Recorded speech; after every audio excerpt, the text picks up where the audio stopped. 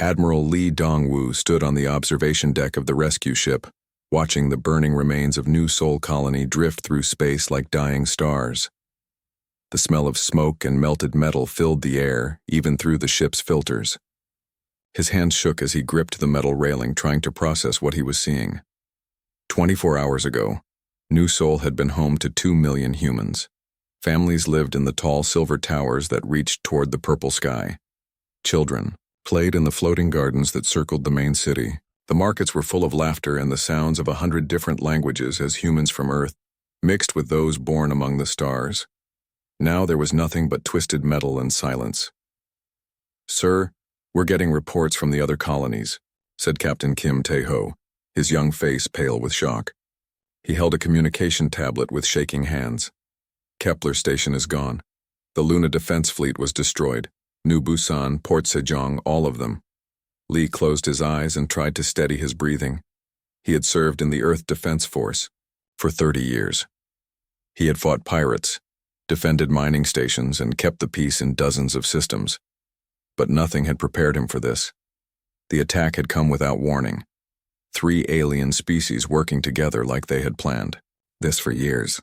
The Vorthak Empire brought their massive warships with plasma cannons that could melt a city in minutes. The Kithara Swarm released their bioweapons that turned the air itself into poison. The Nexari Collective used their mind control to make humans turn their weapons on each other. It was not a battle. It was extermination. Dr. Park Ji-young floated past in the low-gravity section of the ship, tending to the survivors they had managed to rescue. Her research station had been one of the first targets. She had watched through the laboratory windows as Kithra ships released clouds of green gas that dissolved everything it touched.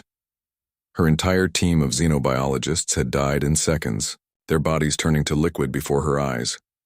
"How many did we save?" Lee asked Kim. "Maybe 3,000 from New Sol, a few hundred from each of the other colonies. The rescue ships are still searching, but..." Kim's voice broke. "Sir, there's not much left to search." Lee turned away from the window. He could not bear to look at the destruction anymore. In the main bay of the rescue ship, families huddled, together in shock. Children cried for parents who would never answer. Men and women stared at nothing, their minds unable to accept what had happened. Ambassador Choi Min-soo was in the communications center, trying to contact Earth. His diplomatic uniform was torn and dirty. His calm professional mask had cracked, showing the fear underneath. "The Galactic Council is demanding to speak with Earth's government," Choi reported when Lee found him. "They want to discuss terms." Terms? Lee felt anger building in his chest, like fire. What terms could there be after this? Choi showed him the message on his screen. The words were written in the cold formal language of galactic diplomacy, but the meaning was clear. The 3 alien species called the attack a defensive action against human expansion. They said humans were spreading too fast through the galaxy, taking resources that belonged to older, more established species.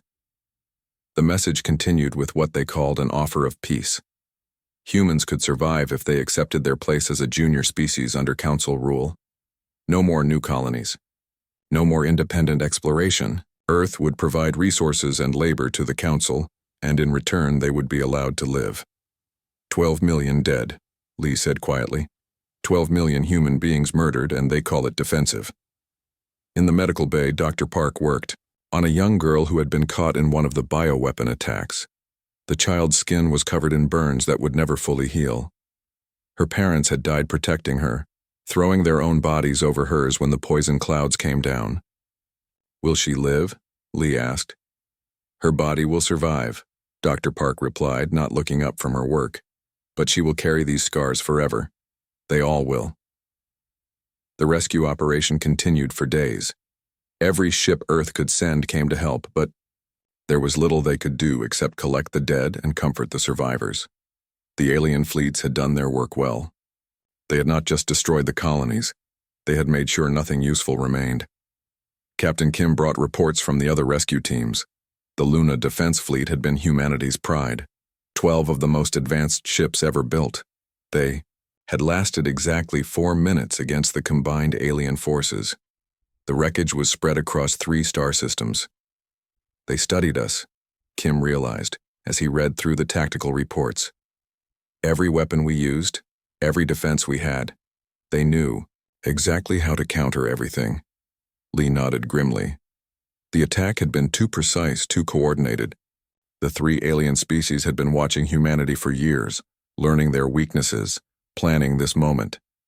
They had waited until the human colonies were at their most vulnerable, scattered across dozens of systems with limited defense forces. In the communication center, messages were coming in from Earth. The planet's leaders were in emergency session, trying to decide how to respond. Some wanted to fight, to send every ship they had against the alien fleets. Others argued for negotiation, for finding some way to make peace. But Lee could see the truth in the faces of the survivors around him. There could be no peace with species that viewed genocide as a reasonable diplomatic tool. The aliens had shown exactly what they thought of human life. Ambassador Choi received the final message from the Galactic Council that evening. The terms were non-negotiable. Earth had 1 week to accept vassal status or face complete destruction. No compromise would be considered. No negotiation would be allowed. What will Earth decide? Dr. Park asked as she finished treating the last of the wounded. Lee looked out at the stars, at the empty space where human colonies had once thrived. Somewhere out there, the alien fleets were waiting for humanity's answer. They thought they had won, that humans would accept defeat rather than face extinction. I don't know what the politicians will say, Lee replied, but I know what we will remember. Every face, every name, every life they took from us. We will remember all of it. The rescue ships began their long journey back to Earth, carrying with them the survivors and the dead. Behind them, the ruined colonies continued to burn in the darkness of space, silent monuments to the day the galaxy's leaders decided that humanity had to die. But in the quiet spaces between the stars, in the hearts of the survivors and the minds of those who would hear their stories, something new was being born. Not just grief or anger, but a cold, patient determination that would reshape the galaxy itself. The aliens thought they had ended the human threat. They had no idea what they had actually begun. General Yoon Hae-jin walked through the underground facility, buried 3 kilometers beneath the surface of Earth. The tunnels stretched for hundreds of kilometers in every direction, hidden from any alien sensors that might be watching from space. Down here in the darkness, humanity was building something the galaxy had never seen before. How many ships are ready? Yoon asked Engineer Bae Sora as they entered the main construction bay. 47 completed, another 100 in various stages, Bae replied, checking her tablet. The new stealth coating is working better than we hoped. Our test ships are completely invisible to Vorthak sensors. It had been 8 years since Earth accepted the Council's terms. 8 years of public submission and private preparation. To any alien watching, humanity had learned its place. No new colony ships launched from Earth, no aggressive expansion into Council space. Human merchants moved quietly through the galaxy, heads down, accepting the new order. But beneath the surface, the Ghost Protocol was transforming human civilization. Intelligence Officer Nam Jun-ho stood in the communications center, coordinating with human agents scattered across the galaxy. These agents looked like simple traders, refugees, or workers seeking employment. In reality, they were Earth's eyes and ears in every major alien system. Agent Kim reports successful infiltration of the Vorthak Military Academy on Torval, Nam said to his team. He's been accepted as a maintenance worker. Full access to their tactical databases within 6 months. What about the Cathara breeding? Worlds? Asked his assistant. Agent Lee is already working in their biolabs.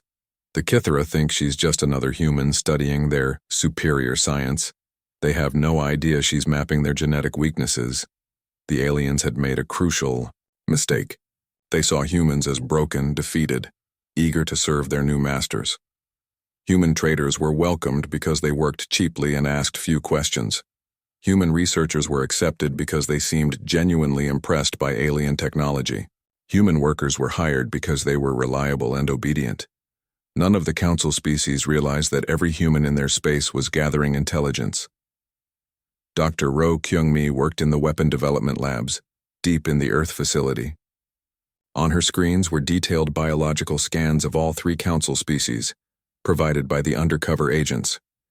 Each species had evolved specific advantages that made them powerful, but evolution always came with trade-offs.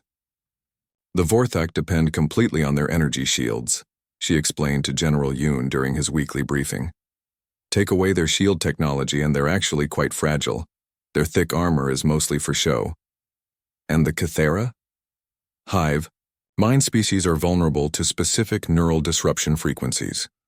We've identified the exact wavelengths that can break their mental connections. Without the hive, individual Kithra become confused and helpless. The Nexari? Their psychic abilities require constant mental energy, overload their minds with too much information at once, and they shut down completely. We've developed a broadcast system that can do exactly that. Above ground, Earth looked like a world learning to accept defeat. The orbital stations were smaller, less heavily armed. The defense fleets had been reduced to what the Council considered acceptable levels. Human leaders spoke of cooperation and mutual understanding when alien diplomats visited, but appearances were carefully crafted lies. Captain Shin Woo-jin commanded one of Earth's merchant vessels, traveling regularly through Council space. His ship, the Soul Trader, looked like a standard cargo hauler. Its hull was old and worn, its engines seemed barely functional, and its crew appeared to be simple workers trying to make a living in the new galactic order. Passing through the Nexari checkpoint now, his communications officer reported. They're scanning us. Let them look, Shin replied calmly. They'll see exactly what we want them to see. The Nexari sensors detected a ship full of agricultural products and manufactured goods. The crew's mind seemed focused on trade routes and profit margins. There was nothing to suggest that hidden beneath the cargo holds were advanced sensor arrays mapping every Nexari defense installation in the system. The Soul Trader was one of hundreds of such ships. Each one appeared harmless while secretly gathering intelligence, testing alien defenses and preparing for the day when Earth would no longer need to pretend. Back on Earth, the construction continued around the clock. The shipyards in the Ort, Cloud had grown into massive industrial complexes, hidden behind ice and rock where no alien sensors could detect them. The new ships were unlike anything humanity had built before. Engineer Bay walked General Yoon through the latest prototype. We call it the Ghost Class, she said proudly. Completely undetectable when powered down. When it activates, it can appear anywhere in the system without warning. The ship was beautiful in its deadly simplicity. Its hull absorbed scanner beams, instead of reflecting them. Its engines produced no heat signature. Its weapons were a hybrid of human engineering and captured alien technology, designed specifically to counter each Council species. How many can we build? Yoon asked. With current production rates, we'll have over 3,000 within 5 years, each one capable of destroying a Council battleship. The aliens had given humanity time to prepare, thinking they were generously allowing a defeated species to survive. They had no idea they were watching their own executioners sharpen the blade. In the intelligence center, Nam Jun-ho received reports from agents across the galaxy.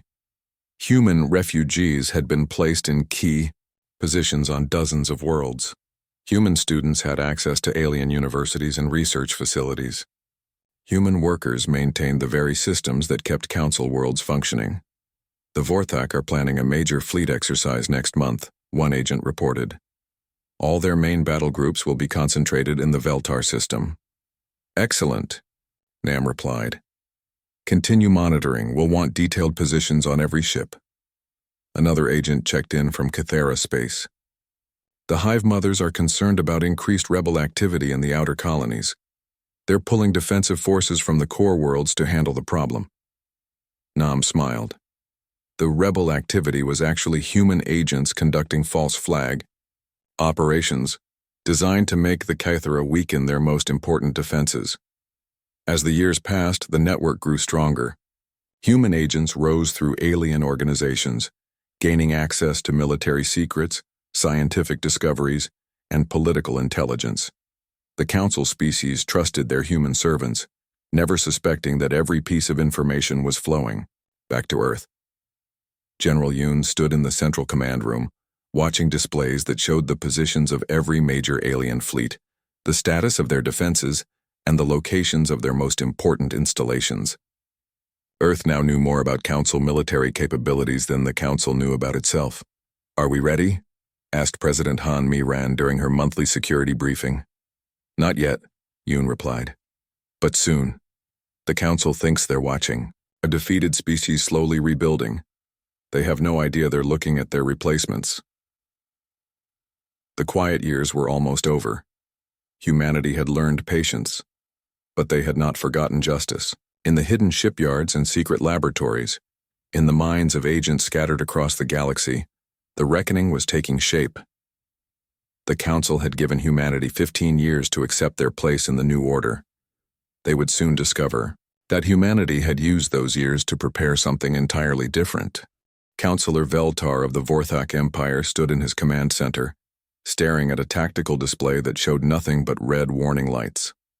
Another fortress world had gone silent, the third one this month. "Still no contact from Morden Prime?" he asked his communications officer. "Nothing, sir. The last transmission was a distress signal that cut off mid-sentence. Our scouts found the system completely empty. No ships, no stations, no life signs. Even the orbital defense platforms were gone." Veltar's scaled hands gripped the edge of the command table. Morden Prime had been home to 50 million Vorthak citizens and protected by the most advanced defenses in the Empire. It should have been impossible to destroy without a massive fleet battle that would have been detected across multiple systems, yet somehow it had simply vanished overnight. In the Kythera breeding chambers of Hive World Zess, Hive Mother Zeska felt the death screams of her children echoing through the collective mind. Another Hive fleet had been destroyed, the third this week. But these were not normal deaths. The mental connection had not simply ended, it had been torn away with surgical precision.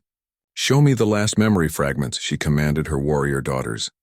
The shared consciousness replayed the final moments of Hive Fleet 7. The Kythera ships had been patrolling the outer rim when unknown attackers struck from multiple directions. The weapons used were unlike anything in the Galactic databases. They seemed specifically designed to target Kythera biology, turning their own bio-armor against them. But the worst part was the silence. Whatever had attacked them was completely invisible to the hive mind. The Kythera could sense all living creatures through their psychic abilities, but these attackers felt like empty space. On the crystal world of Nexar, Prime Node Tal'in experienced something no Nexari had felt in 1,000 years. Fear. The collective consciousness of his species was screaming with panic as node after node went dark across their territory. "The pattern makes no sense," reported subnode Krellan. "The attacks are too coordinated, too precise. They know exactly where to strike to cause maximum damage with minimum effort." Thalene tried to probe the minds of the attackers but found nothing. It was like trying to touch shadows. The enemy ships appeared on sensors for brief moments during attacks, then vanished completely. Even when Nexari psychic warriors tried to control their crews, they found minds that seemed to slip away like water. Captain Shin Woo-jin sat in the captain's chair of the Soul Trader, watching Council fleet movements through his hidden sensors. His merchant vessel was currently docked at a Vorthak trading station, officially delivering agricultural supplies. In reality, he was coordinating the next phase of humanity's invisible war. Ghost Squadron 7 reports successful elimination of the Kythera research facility on Breeding World 12, his tactical officer whispered. "No survivors, no witnesses, no evidence. Excellent. What about the Nexari listening post in the Rim sector?" "Ghost Squadron 3 hit it 2 hours ago. They used the new neural disruptor warheads. The entire station crew lost consciousness before they could send a distress signal." Shin nodded with satisfaction. The Ghost Fleet had been operating for 6 months now, striking carefully chosen targets across Council space. Each attack was designed to look like the work of some unknown alien force. The weapons used were combinations of human engineering and captured Council technology, modified to be completely unfamiliar to their original creators. The beauty of the plan was its invisibility. Council intelligence services were frantically searching for this mysterious enemy, but they were looking in all the wrong places. They suspected each other, rogue AI systems, interdimensional invaders, anything except the defeated humans who delivered their food and maintained their equipment. At the emergency council meeting on the neutral world of Diplomatica, the three species faced each other with growing suspicion and fear.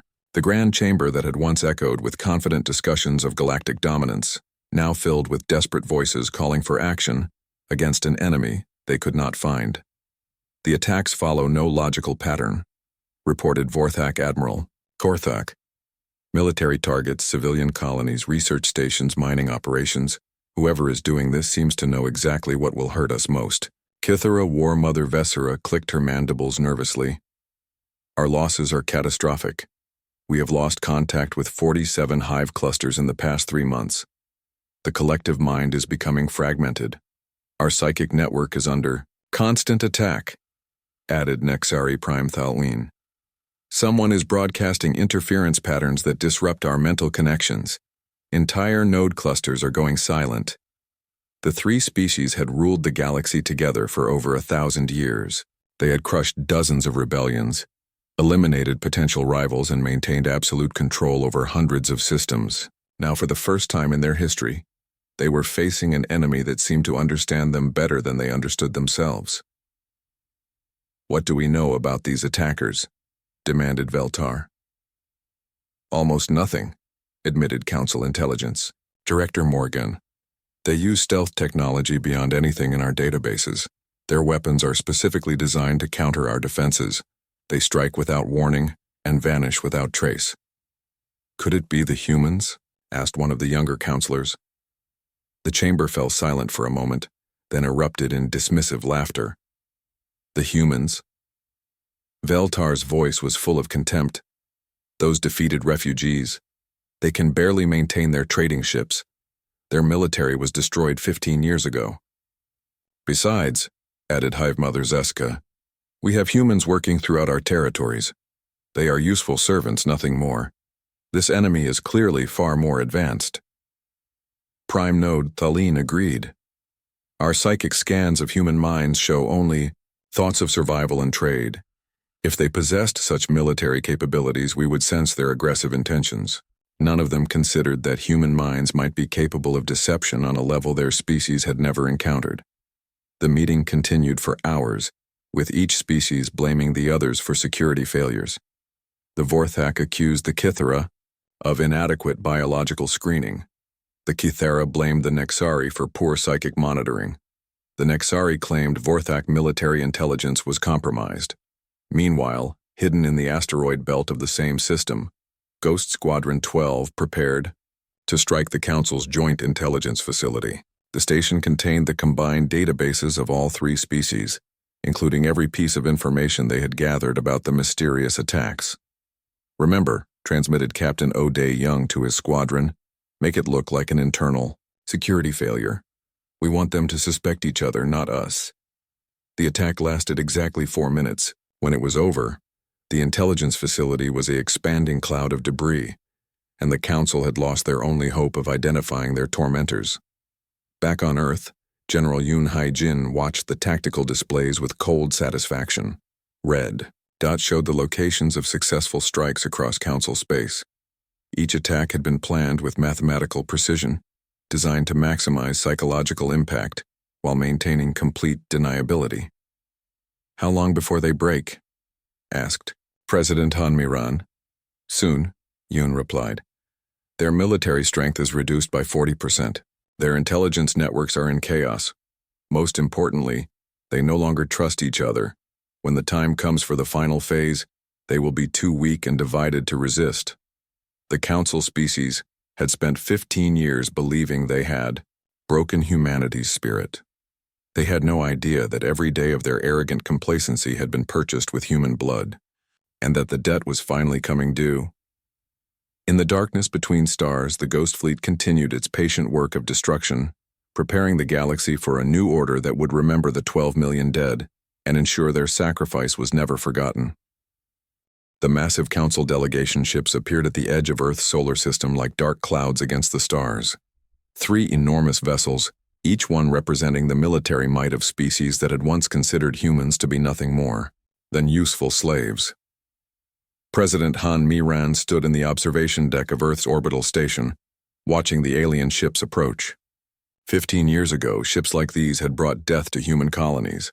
Now they came as beggars, seeking help from the very species they had tried to exterminate. They're requesting permission to dock, reported Communications Officer Park Sung-ho. The delegation includes the highest military commanders from all 3 council species. The same commanders who ordered the massacre? Asked Han. Yes, Madam President.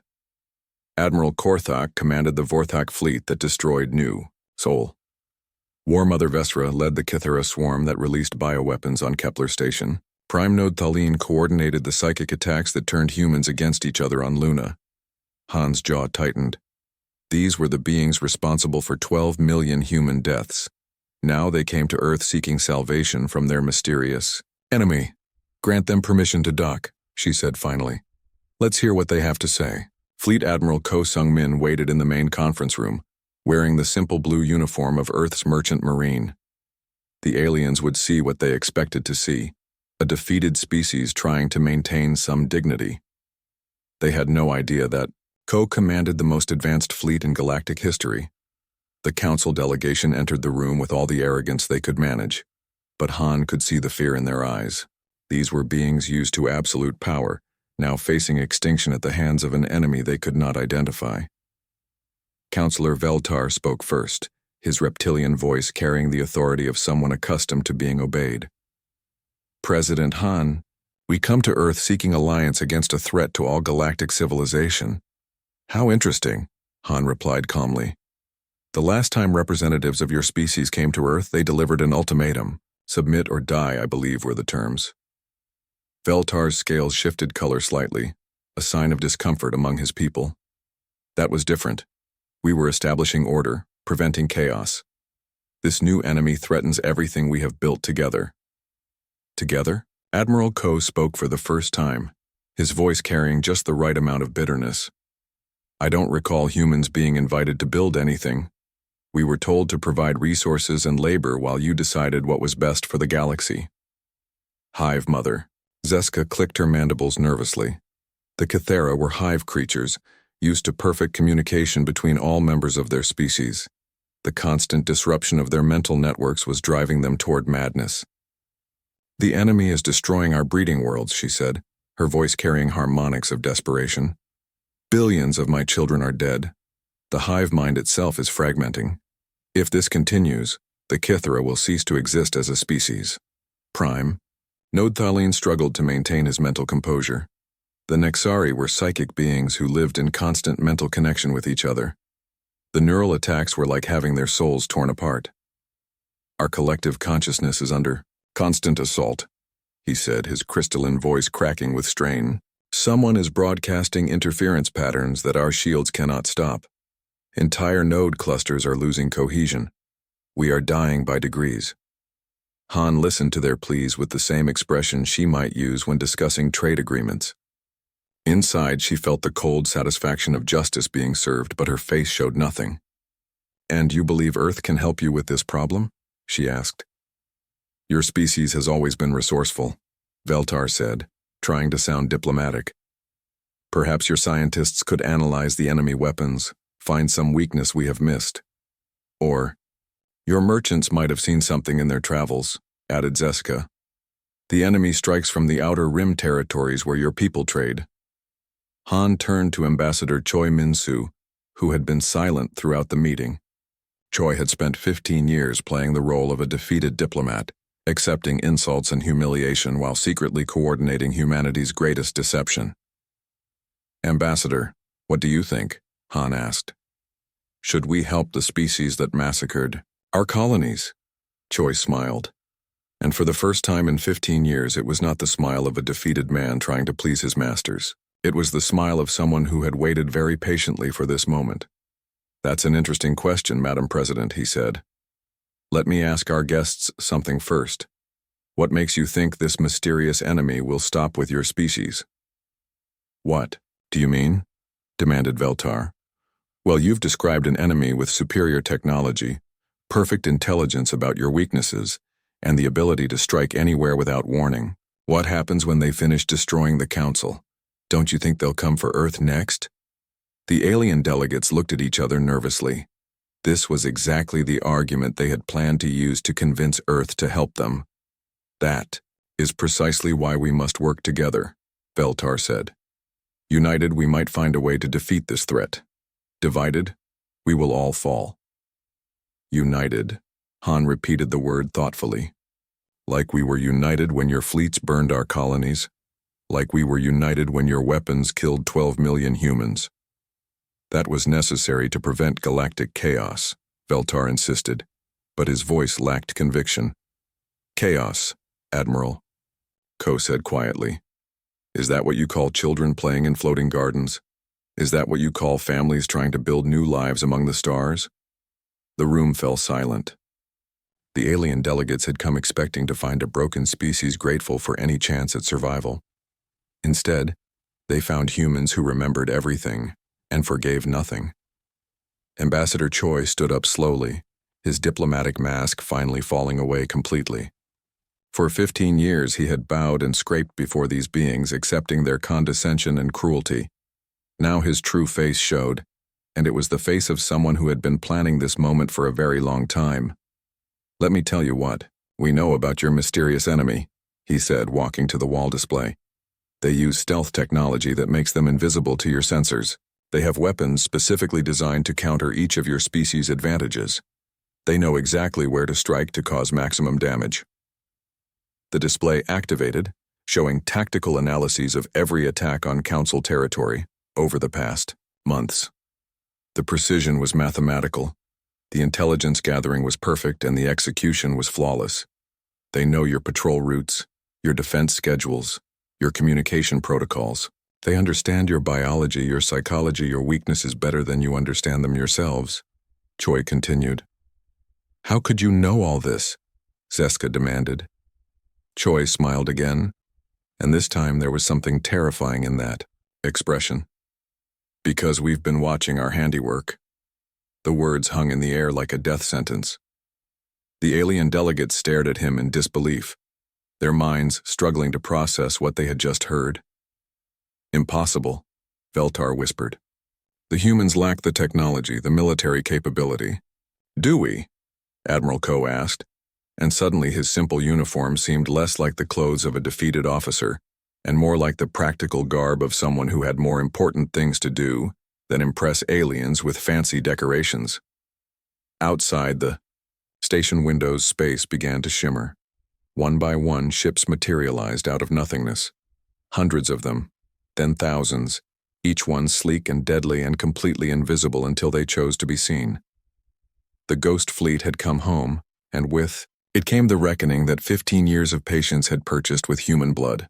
The silence in the conference room stretched like a wire about to snap.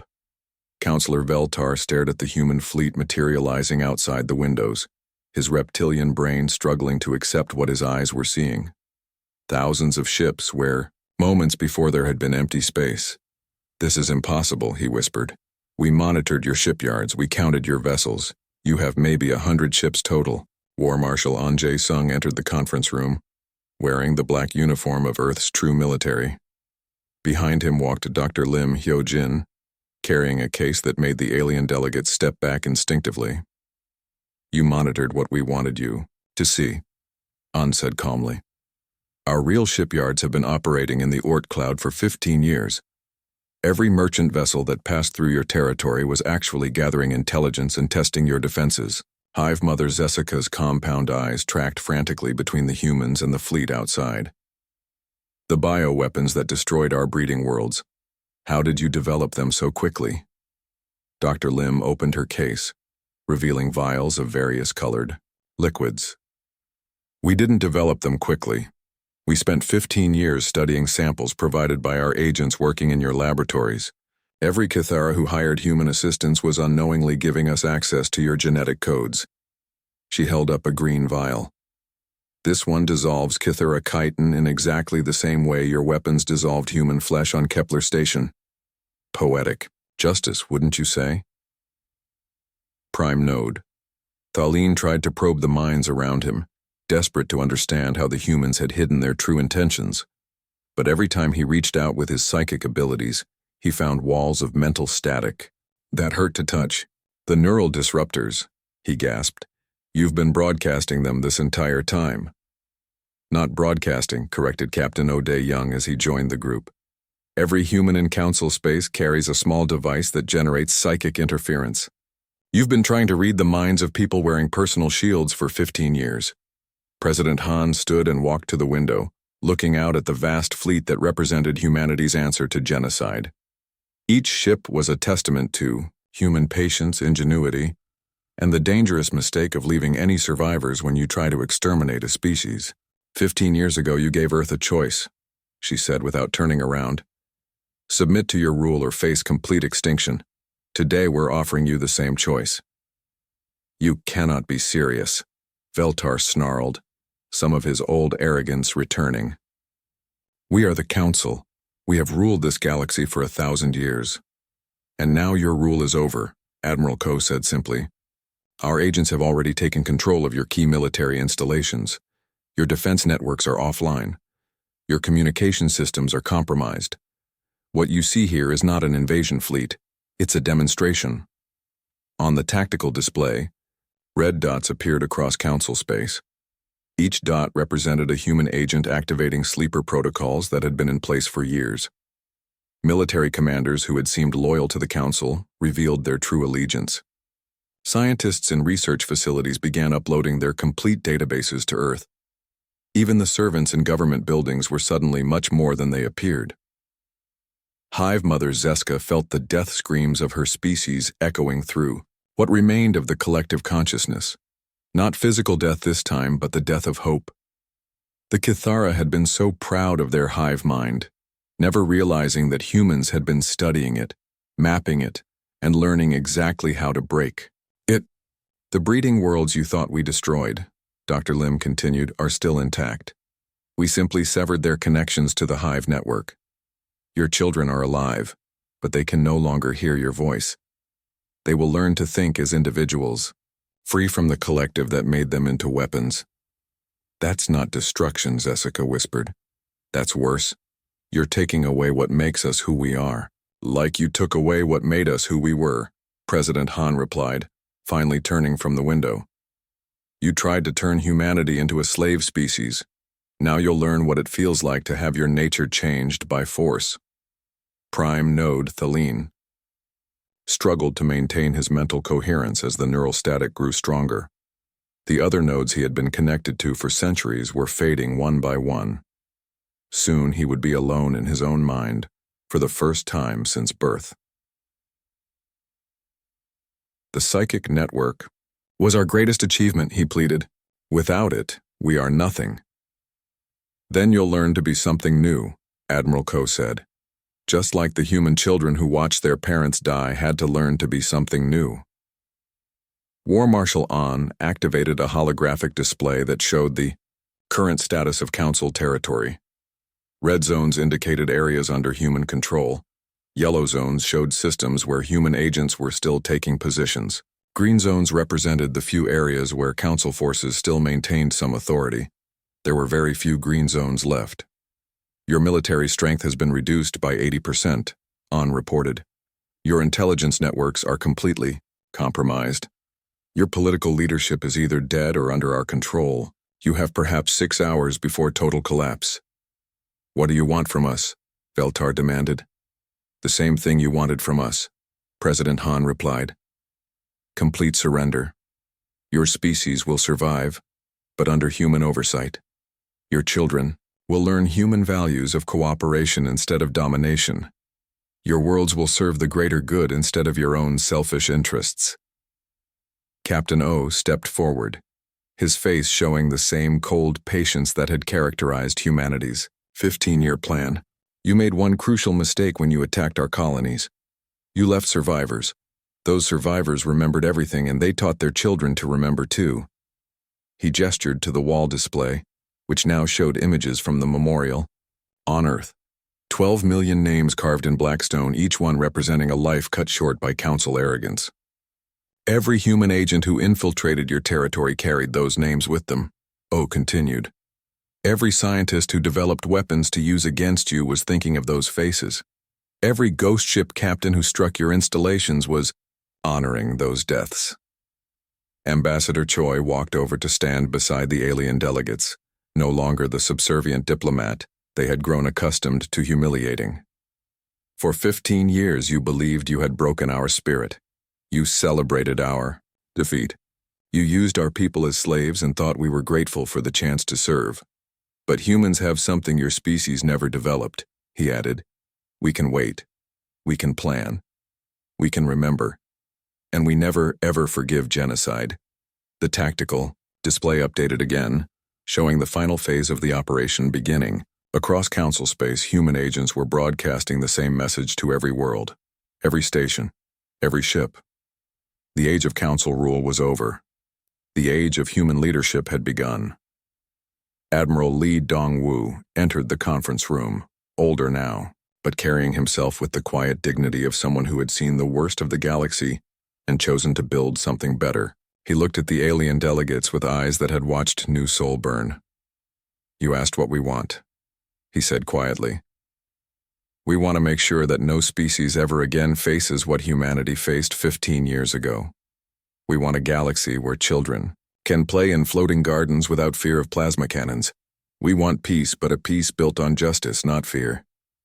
He walked to the window and looked out at the fleet that carried the hopes and dreams of a species that had learned the hard way, that survival required both strength and mercy. You taught us that the galaxy respects only power, Lee continued. So we became more powerful than you. You taught us that might makes right, so we became mightier than you. But we also learned something you never did. True strength comes from knowing when not to use your power. The human age begins today, President Han announced. Your species will survive and eventually thrive under our guidance. Your children will grow up in a galaxy where cooperation is rewarded and aggression is punished. This is our gift to the future, purchased with the blood of 12 million martyrs who will never be forgotten. Outside the window, the ghost fleet began to disperse, carrying human administrators to every corner of former council space. The reckoning was complete, and the galaxy would never be the same again.